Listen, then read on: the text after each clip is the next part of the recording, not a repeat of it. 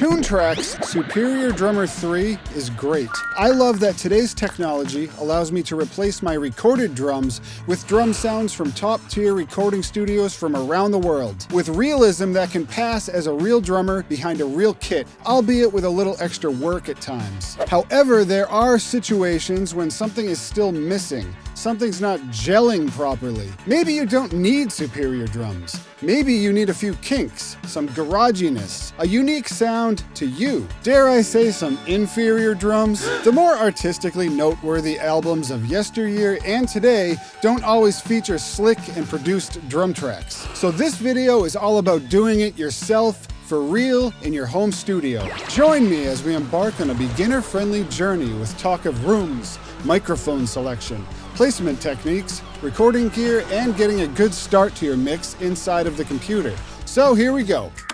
This video assumes that you have some drums, but if you don't, then the good news is that places like Craigslist are littered with kits at a fraction the cost of buying new. Next, you gotta make sure that you know how to tune your drums, because that is, of course, the very important first step. Although I could make an entire half-hour video on that subject, so it is out of the scope of today's video. Personally, I have a mid-90s Ludwig Birch 3-piece kit that I bought years ago, and some Zildjian cymbals and hi-hats that date back to the 80s and even the 70s. I've also got a couple of different snares, so it is a bit of a hodgepodge hipster kit. I'm also under the assumption that you're in a house or another kind of isolated structure, or even a rehearsal space, because drums are always going to be louder than pretty much any apartment will allow. So all assumptions aside, as a rule for choosing which room to record in, bigger is better. And the same goes for the height of your ceilings. The taller, the better. Then you can adjust the largeness of your sound to whatever song you're working on using sound absorbers. However, of course, most of us will be bound by whatever space we have available. My room is 12 by 16 feet or 3.7 by 4.8 meters, which is a bit on the smaller side,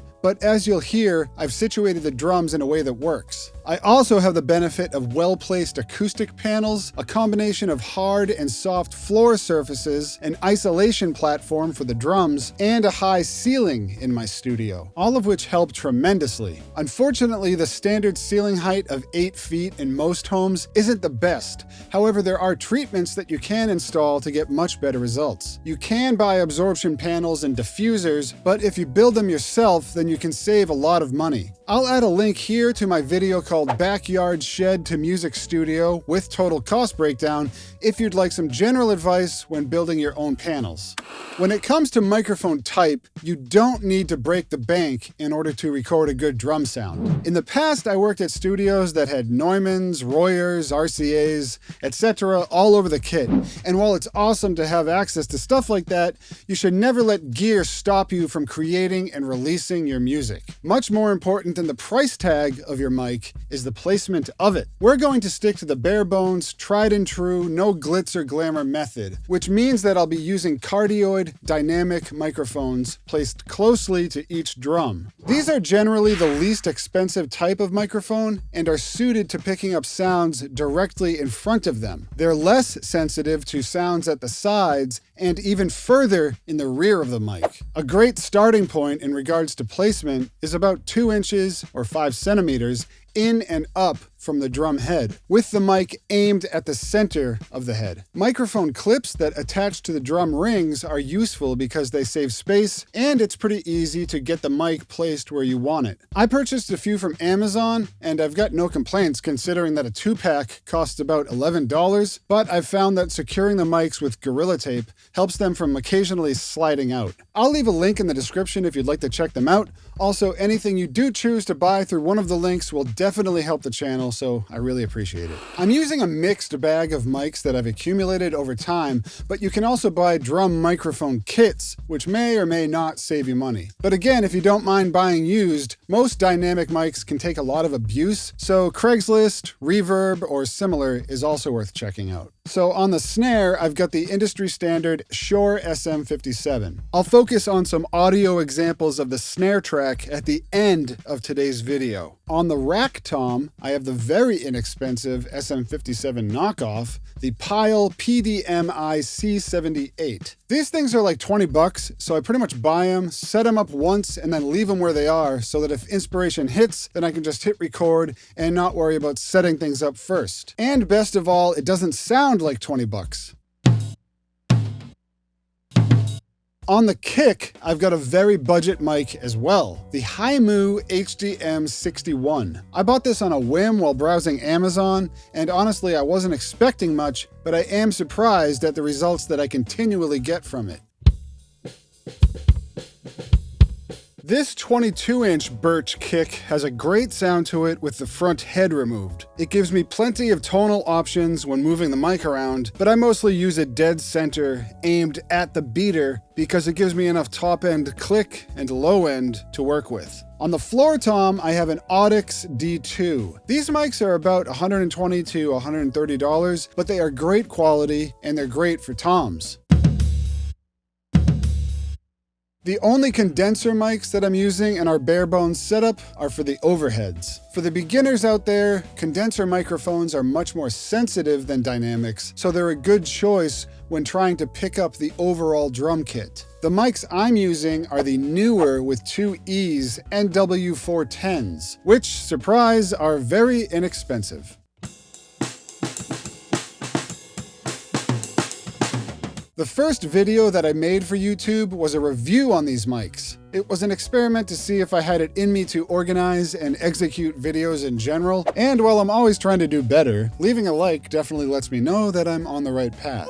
These mics are set up in a typical XY pattern. An XY is created by making a 90-degree angle or an L shape with the two mics so that the capsules are very close together, aimed in opposing directions. You can also achieve this by placing the mics on top of each other. The distance from the ground is roughly around 6 feet, but you will have to experiment with height. For me, too close equals too shrill, and too far equals too thin. The overall left-right position of the mics should be centered if you want an accurate representation of the kit as a whole, and this really helps for symbol image as well. Also, an XY setup will ensure mono compatibility, which will prevent your drums from sounding weak, washed out, or undefined on single speaker playback systems. Once you get a handle on how an XY sounds, then you can move on to other techniques, but this is, in my opinion, the best place to start learning from. There's a few other drum definition tricks, as well as some EQ and compression stuff, which I'll focus on in the last section of today's video. If you'd like to take this setup a step further, then you'd also mic the bottom snare, and if the song calls for it, the hi-hat. While an SM7 is a great choice for either task, a 57 or a 57 knockoff should do the job just fine. I use the SM7 because I initially bought this mic for my voice, but it's got a proven track record for bottom snare and hats as well. Generally speaking, when somebody says that a microphone is good at a certain task, it can mean a number of things, but it also usually hints that there won't be as much work to do later on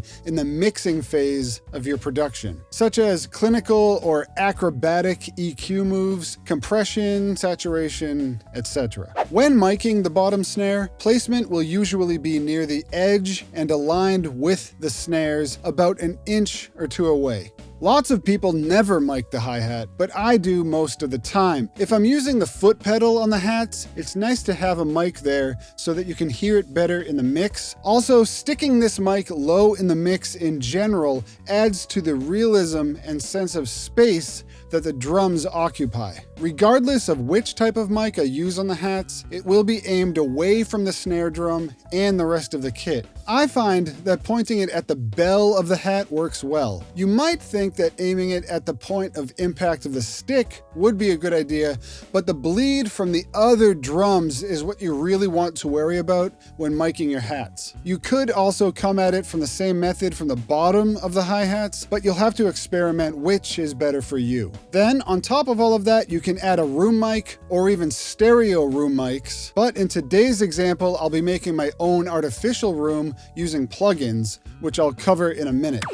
So when it comes to recording interfaces to capture our performance, we're going to need something with at least 8 preamps. However, if you want to record a full band, or if you get into more advanced drum miking options, you'll need an interface with ADAT so that you can link 2 units together and record with both of them at the same time. This can get expensive fast, but there are more and more affordable solutions becoming available with each passing year. So my advice changes over time when it comes to which interface to buy, but if I were in the market right now and I wanted something that sounds great but won't cost as much as a car, then I'd consider this option, the Audient Evo 16. And if you need more preamps, the Evo SP8 as well. At $549, the Evo 16 is a great deal, with features that you wouldn't expect on a box of this price. The Evo 16 is a great interface in general, but it's also perfect for a beginner because it automatically sets your gain on the preamps for you. However, of course you can manually set the gain as well if you prefer that. This video isn't a review on that specific unit, so I'll leave it there, but in my opinion,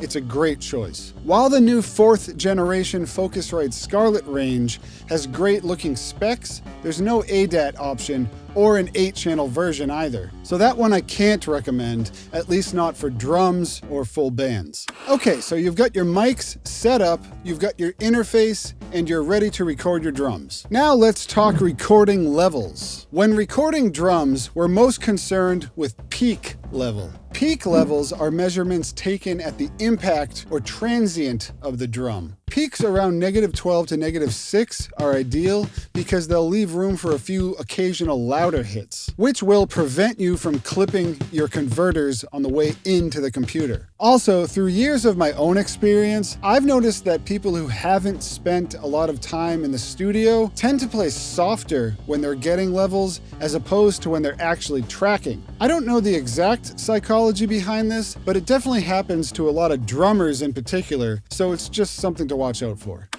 So for those of you new to recording and to hopefully clear up some confusion that you might have, let's quickly take a further look at levels. The best way that I can show this is through the use of a Waves Durometer. You most likely have metering tools like this inside of your DAW, but I'm using this one because everything is easily laid out for teaching purposes. This meter displays not only peak levels, but also RMS level. RMS stands for root mean square, and it represents the average power of an audio signal over a course of time. In this case, every 300 milliseconds, a measurement is taken of all of the audio activity over that time, and the result equals our RMS level. Since the drums don't display RMS level very well, I'm going to quickly switch over to the bass.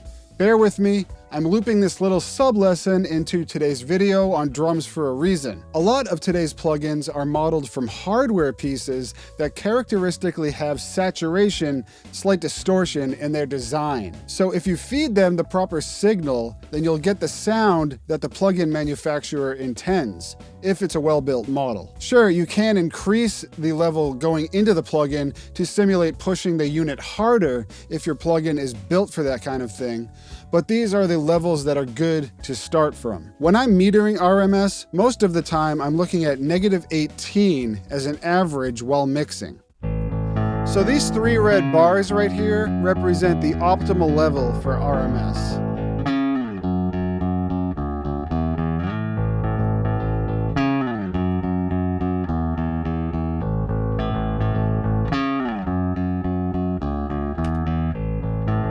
And then on transient material, like drums, as I've mentioned, up to around -6 is what I'm looking for as a good starting point. So here we have our kick drum soloed out.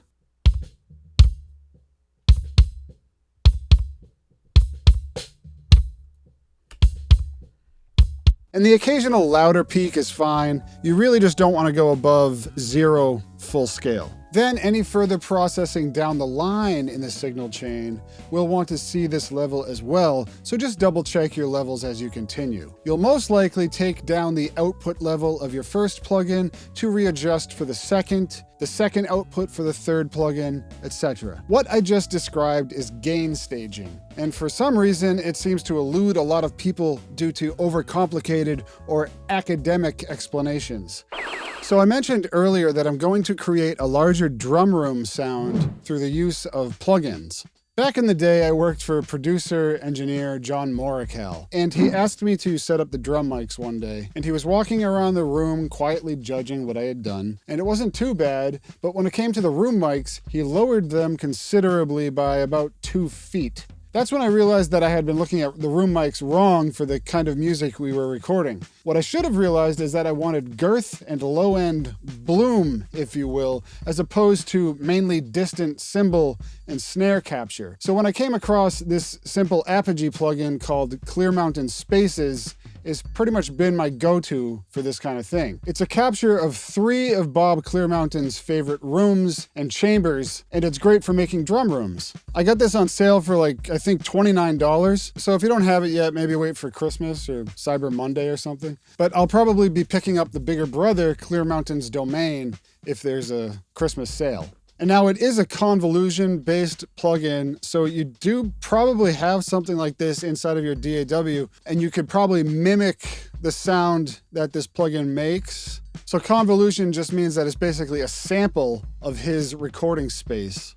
But when I demoed it, it was just so easy to dial in that I just picked it up. And then it has this EQ in the plugin as well. And what you can do is just put it on a bus, and then you can tailor the level of each of the drums that you send to it. So mostly I sent the overhead mics, and then quite a bit of toms, the snare, and then just a little bit of the kick.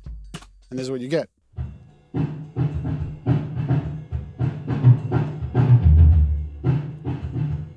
And while it might not sound like much on its own, this is with it in context with the rest of the drums.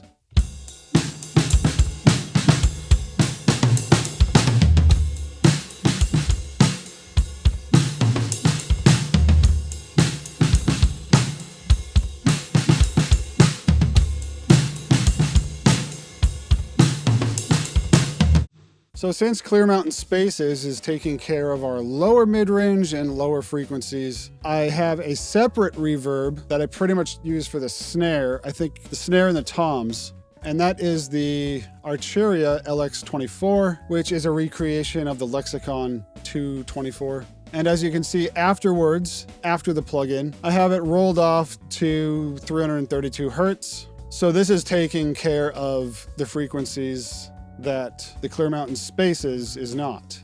There's a little bit of overlap, but the main player here is the mid-range. So here's how these 2 plugins are interacting with each other.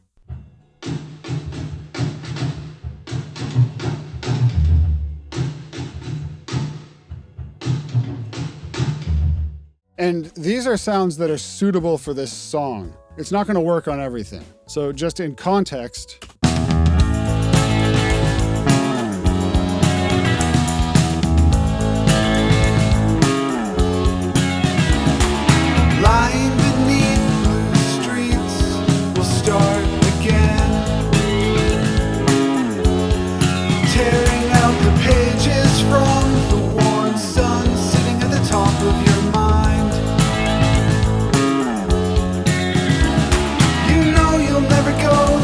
one of these days I'll get around to finishing this song. I've used it in a couple videos now and have yet to write any other parts.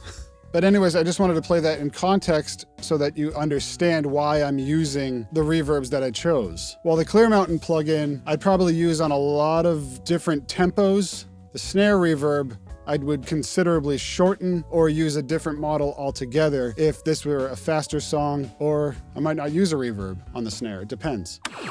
Next, as far as EQ and compression go, this is going to be specific to every song, every recording. However, I chose these drums today because in a lot of videos, you're going to find that the raw tracks that producers, engineers choose to use are already 90% of the way there, and all they have to do is add a touch of EQ and some reverb or compression and they're done. When you're doing things yourself in a home studio, let's face it, that's not realistic. Most of the time you're working by yourself, and when creativity hits, I don't want to say that engineering is second, but you are bound to make a few mistakes. And luckily today we have tools to help you along your journey. So for instance, today I chose to use this snare track And I've bypassed all of the plugins, so what you're hearing is the raw snare.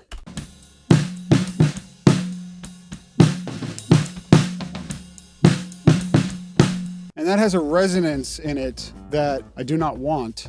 I took the resonance out, it was at 180 Hertz, and then I sucked out a lot of 600, a little bit of 363. So I'm just being honest here, I could have recorded this snare better, but when creativity is flowing, sometimes you make mistakes. However, through the processing that I performed, I came up with a sound that I think is more than usable. I mean, in the end, I didn't even bother to use a sample underneath it. I didn't feel like I had to. And then when you add in the reverb and the room,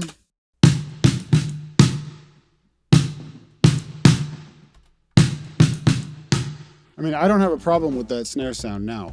And then altogether,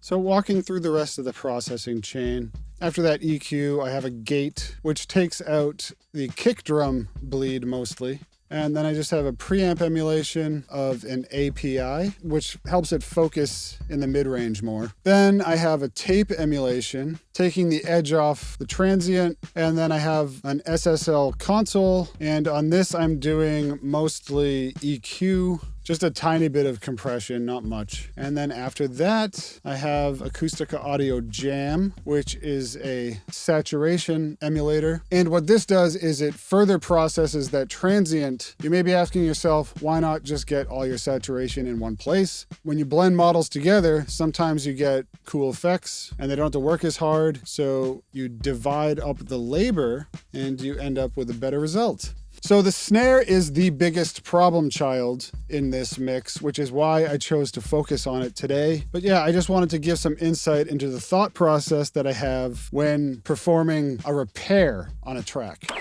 To quickly cap today's video off, I'm going to do a walkthrough of the rest of the drum tracks, and I'll do my best to help the beginners out there understand this, but honestly, only your own hands-on experience in your home studio is going to help you discern the difference between, say, a Neve, an API, and an SSL emulation. Also, only through your own experimentation are you truly going to understand the difference between different kinds of compression. So that being said, let's start with the kick drum. And first I have a gate plugin, which is basically just taking out the snare drum from the kick drum mic. So here's that.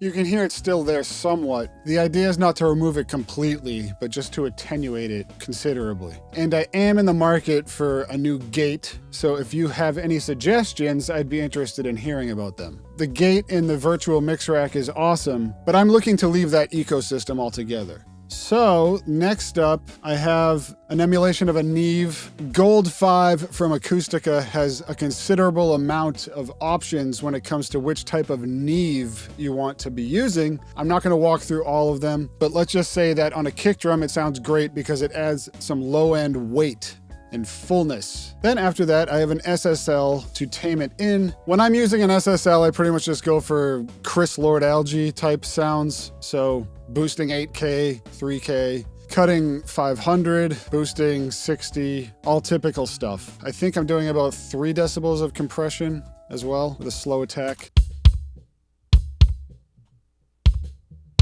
Yeah, not much compression.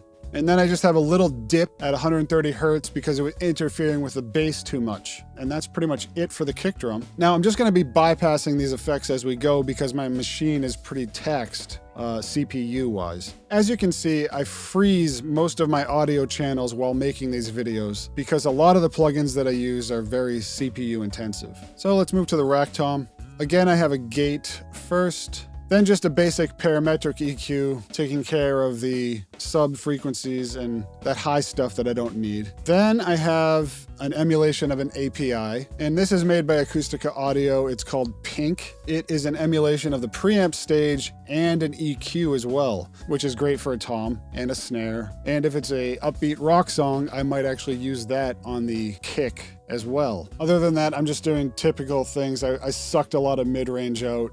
Acoustic drums, meaning live drums in general, depending on the type of music, not so much in jazz. But in more modern guitar-driven music, you're going to be sucking out a lot of that mid-range on the drums. And then after that, I have El-Ray 2 as its compressor, and also after that, I have Jam, which, as I said earlier, is a saturation plugin. And generally speaking, if I choose to place a saturator plugin after a compressor, it's because I want to tame its peak, its transient more. Then I did the same thing for the floor tom, pretty much, so I don't need to focus on that. Let's look at the overhead. Anyways, for this particular song, I took out a lot of the low end on the overheads. However, you might see people even going more aggressively. I'm using a slope of 6 decibels per octave at 250 hertz. And then I just had some boxiness around 400, which I got rid of. Then I have a tape emulation, which is just taming the transients of the overheads with a little bit of saturation. And in my opinion, this is the best tape plugin on the market, the London Acoustics Taipei. I'd be interested to know if anybody out there has anything that they like better than this. And then after that, I have the Acoustica Audio Gold 5, again, which is a Neve emulation. And you have a lot of different options for EQ. The one that I like best is, I think this is the 1081 emulation. Anyway, it doesn't matter, it just sounds good. So basically, I did my low-end cleanup with a digital parametric EQ because I can get more specific, and I add the color, I add the sheen with the Neve emulation. And again, for $100, this is a pretty good pair of overhead mics.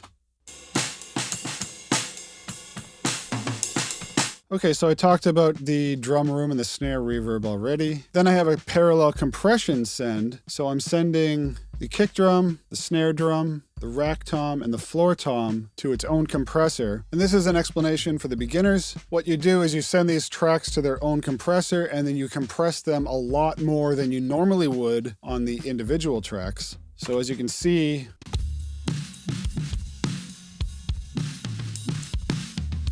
it was really digging in to that compression. And optionally, you can push some high end and some low end into that compressor if you want to tailor the sound a little bit more. So in this case, I put an SSL channel strip before the compressor.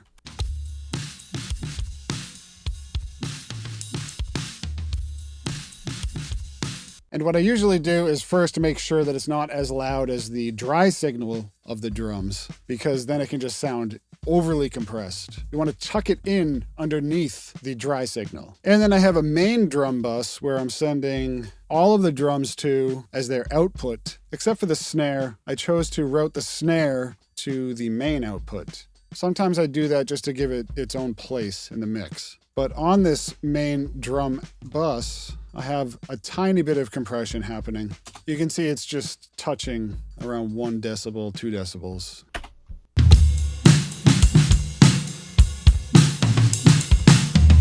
Okay, so we have a kick drum mic, a snare, a rack tom, floor tom, overheads, a drum room, a snare reverb, a parallel compressor, and a tiny bit of compression on the main drum bus. And that pretty much sums it up for the drums on this song.